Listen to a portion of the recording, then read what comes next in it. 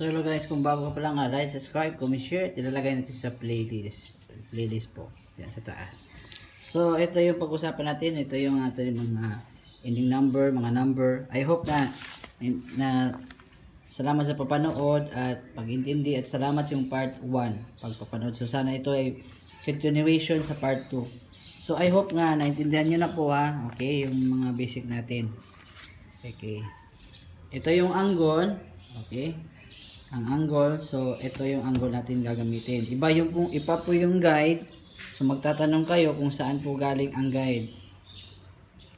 Galing na po yan doon sa example lang ngayon, February 2024. Dito tayo magbase sa pinaka-huli at previous na result. Okay, yung ending. Yung ending, yun, 103. Yan. So, dito tayo automatic kaagad. Kung anong ending niya, anong resulta, dito tayo kaagad sa ending. Sa Pro 3 ang ending kahapon, sa February 7. So, ang 3 naging 269. Ito yan. Okay? Ang 3 naging 269. Alam naman natin yung 103 na result, di ba?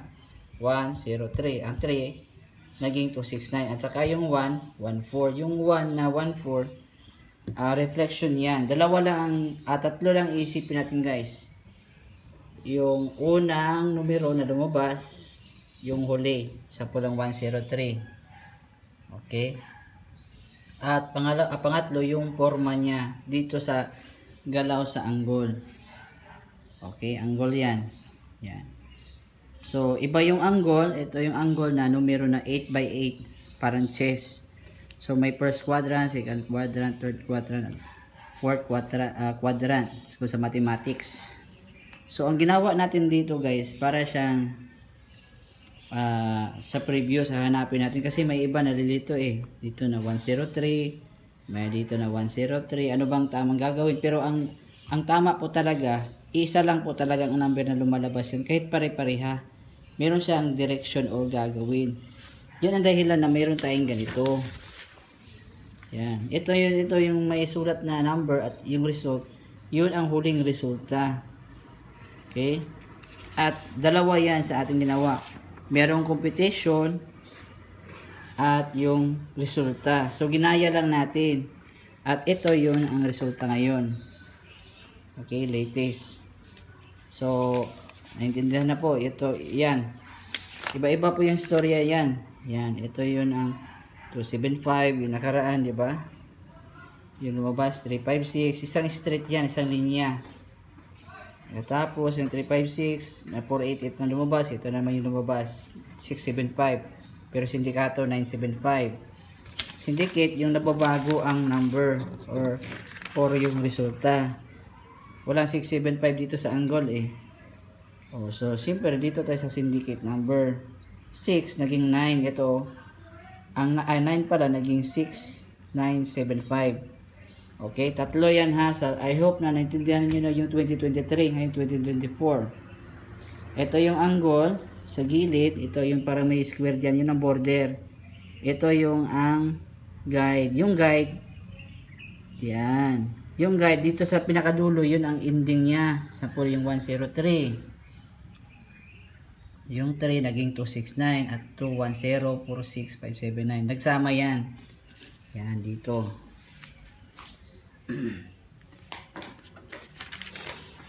Yun. Po. At tapos, alam naman natin ang 103. So, yung nagtatanong, malilito, kung saan ba dito. Basta isa lang ang direction niya. Isa lang talaga galaw. Kada ano. Pero dito sa angle, kung wala kang guide, malilito ka talaga. Malilito ka sa gagawin mo. Pababa ba o paakyat? Dito ba or dito or dito? Meron talaga siyang gagawin. Yun ang dahilan na may result tayo. Ngayon, para walang kalituhan, sinulat na natin one by one. I-explain na natin dito. Okay? Dalawa po, magkaiba yan. Itong parang ito yung takbuhan natin. Ang ginagamit natin na panglukit, yung guide. Yan. 103. Alam mo pababa, di ba? Pababa. 3 ang ending. So, ang guide din niya sa dalawa. Ito 269 ang unang guide. Ang yung guide ko kagabi, 269 ito. Pero alam kong pababa. Diba? Alam mong sasabayin mo siya na para sa 269. Pagkatapos tong 269, mag-i-expand yan. Yun ang dahilan na sinulat natin. Yan. 103, ang guide niya, 269. Isang pelikula na lang ba? Isang palabas. Ito. Guide, yung previous, guide, reflection number. Instead na magsulat-sulat tayo dito, ituro-turo ka, isusulat ko na lang siya, pipicturan. Sisendan ko na lang. Tapos yung guide, pasakay. Kasi yung loob niya, yung laman ng 269 na guide dito. 210-46579. Dito yan, oh. Yan. 210-46579. Pagkatapos, yung lumabas, 753. Paano ba siya lumabas? Ganito lang po yung gagawin natin. So, kung ano ang takbo ng previous, yun ang sasabayan natin sa base. Magkakunik-kunik yan sila, magkakunikta. Huwag ka basta-basta gagalaw. Example, itong gagawin mo 103. Diba, maghahanap ka ng example 269 dito sa taas. O baka isip mo, baka ito na 269, diba? Pero kung hindi mo siya sasabayin, diba, parang deceiving siya, nadadalay. Parang maluloko ka, no? Oo nga, pareha nga siya, pero oppositing din. Pag mali ang gagawin mo, wala din. Example, 103, then dito na 269 pili mo. Talo ka agad. Kasi, wala kang babasihan eh. Yun sa previous, sa mga previous result, doon lang tayo bumabase, kumukuha ng idea kung ano ang mga galaw niya. Dito, gamit ang galaw ng guide dito sa angle. May galaw yan, parang weather forecast. Example, para itong result na 356, dito yan. Yung 356, saan ba kumuha ang 488? Dito, akala mo dito na 48. Akala mo rin dito. Iba-iba, saan dito? So, 356, dito yung 592 niya. Kasi alam mo namang 6 ang ending niya. 6. Yun ang guide natin, di ba? Dito, yun. 356, 592. Kasi mag-series-series yan, magse-sequence yan sila. Yun ang dahilan. Yun. Huwag ka basta-basta gagalaw na hindi mo kailangan ng logic dito at pag-iisipan. Parang understanding ba, reason out. At logic, yung direction niya, yung paggagalaw. Isa lang kasi siya, parang weather forecast. Yun. So, ito na. Ito yung guide 269. Daling sa 103. Diba? 210-46579. Basta mas maganda, para hindi ka malilito, intindihin mo yung process. Ang tanong, saan ba gagalaw dito? Anong bang possibility na sure at yung gagalaw? Yan na po, previous lang po tayo bumabase. Yan, tinitignan natin, para siyang CCTV. Diba? Parang nire-review, dandahan natin siyang tinitignan. Alam ko na yung mga galaw niya dito. Siyempre mga viewer, nalilito. Anong sinagsasabi natin? Ano bang ginagawa? Yun lang din. Susundin mo lang yung basic. Pag naintindihan mo na yung basic, ito iba tong basic na. Ibang angle, iba din ang guide. Diba? May compute guide ko to. May result din na guide. May past result guide. May din latest result guide. Iba-iba yan. Dito lang yung guide kinuha natin. Okay? So, yun lang po. Ngayon, para maintindihan natin, hinahinayin natin yung pagtingin, pagbasa-basa, kasi masyado kang mabilis sa iniisip mo at hindi mo naintindihan yung ginagawa. Doon tayo nalilito. Ito bang sinabi niya, ano ba to dito? Ano ba to? Ano ba to? Ano ba to? Ano ba to? Basta mayroon yan. Gagawin natin siyang meaning. Basta, yun lang po ang gagawin. Napakadali lang po yan. Yun. Tapos, ilolocate na natin. Instead na magtuturo tayo dito, sinulat ko talaga siya. Itong may parang box, yun ang mga guide natin. Ang guide niya dito sa angle, ganito siya. Pero dito, ni-special natin siya, ganun siya. Then, ang previous, ganito din siya, 103. So, ang guide, oppositing din siya, di ba? I-imagine lang ba, gamitin nyo lang yung imagination mo. Yun, 579. Oppositing sa 103. Pero yung area niya, yung location niya, pababa din siya. Magkasalungat, magkatagbo ba? Or magkasalungat, magsama ba, magkita sila. Kung pababa siya, magpa-opposite din siya na makita na pareha ang direksyon. Pero yung direction niya, yung location niya, pareha din sa previous. Yun lang din akala ko dito. Kasi minsan dito o siguro kung dito ang ending niya na 403, siguro dito siguro na 269. Yun lang din, ilolocate mo yung guide. Ang naglalaro lang dito, yung previous, di ba? 103. Katapos, titignan mo ng klaseng guide. Saan dito na guide? Siyempre, kailangan mo ng gabay sa akin. Ngayon, ang guide, pag nalocate mo sa ang guide, hanapin naman yung pasakay kung anong sequence niya. Yun ang dahilan na may sulat. Yun. Para isang storya na lang, isang tingin, gets mo na. Yun. Yun ang unang pattern niya. At ito yung previous. Diba? Malinaw na po talaga yan. Previous. Pagkatapos ng 3, dito tayo tatakbo sa guide. Diba? Dito tayo kukuha ng guide. Kasi ang gagabay sa guide natin, itong guide, ang magagabay natin dito, ano ang galaw natin dito sa angle. Kasi kung wala kang guide sa angle mo, malilito ka. At gagamitin mo ng logic. 269, yun. Guide guide una. Then yung laman ng 269, yung pasakay. Yan, guide siya. Isa lang yan, yung ending na 3, yung guide, at yung guide naging expand or group number siya or mag-i-expand. Pero iisa lang yan. Pero nawala na yung number 3. Then yung galaw ng 269 dito sa angle. Okay? Yun na po. Kung dito na angle, guide ang pipiliin mo na 269, matalo ka. Pareha nga siya, 210, 46, 579. Pero hindi, ang logic niya, gagawin ito sa ng logic at reasoning.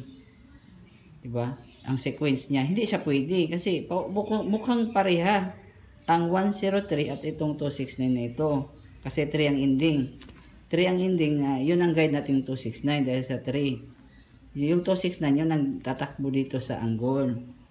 Diba? Ginamit natin tong guide. Ngayon, pag mali ang guide na pinili mo at yung pasakay na binuong mo, matatalo ka rin kasi mali Dapat magkaka-opposite na hindi siya masyadong malayo.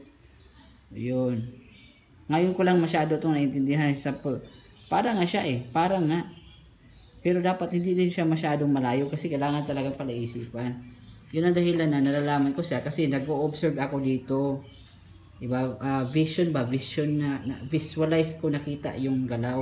Sinulat ko siya instead na isasabi ko lang. Yun maganda na susulatin talaga ang galaw. Ang galaw ng resulta at yung guide dito sa angle. Sinulat natin yan. Yung dito, ito yung mga galaw lahat dito. Galing yan dito sa angle. Para malaman natin, ginamit lang yung guide natin. Dito sinulat natin. Pero ito nangyari na to, galing yan dito. Diba? Para di malito ba? So, ulitin natin. Itong nakita mo na parang 6x6 box. May procedure yan. 1 line yan per game. Galing sa taas, pababa. Ito, 0 to 0, 0 to 0, 103, 103, 753. Ngayon, yan ang previous, di ba? Ngayon, ito, galing to dito, galing, guide to. Okay, guide to, na pinunta, ano nangyari dito sa angle.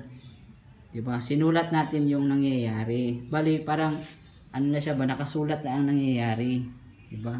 Instead na, explain ko pa, ganito, then, naitatanong ka pa kung ano bang tama. Yun lang talaga, sinulat natin. Okay? Pagkatapos, kasi kung wala kang guide, imagine mo, 103, pareha nga isang 103, anong gagawin mo? Diba? Parang boring, nakakalito. Wala kang guide. Itong guide ang nagpapasaya, pero mahirap lang ang guide. Mostly sa viewer, nahirapan lang talaga sila pag-intindi. Pero, dalawang hirap ang pagdadaanan mo. Mahirapan ka magamit sa angle kung wala kang guide.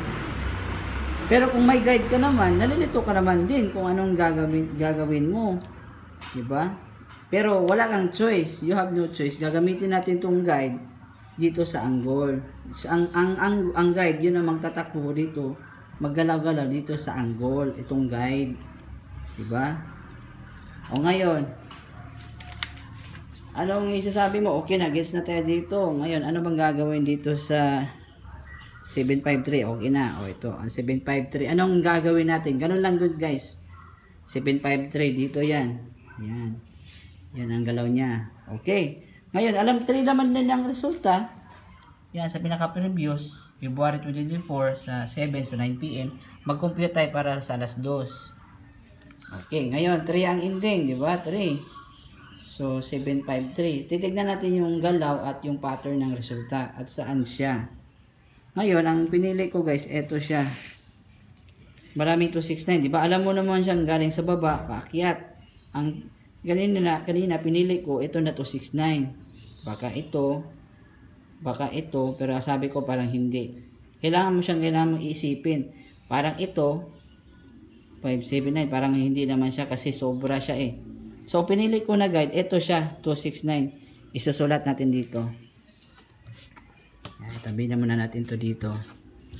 Okay, with effort yan. So una, ito yung 210. Ito yung guide natin, ay yung ang pasakay. Yan, 210. 46. Yan, at 579. 579. Yan, tatakbo natin. Oh, etong 269, yun ang guide. Yan, guide. Ang previous, ito yung previous result. 753. So, yung gagawin natin, may logic yan. May rason bakit mo pinili. So, yun may dahilan tayo na may compute tayo. May compute din tayo na number. Okay. So, patuloy na lang tayo sa ating part 3. Thank you po.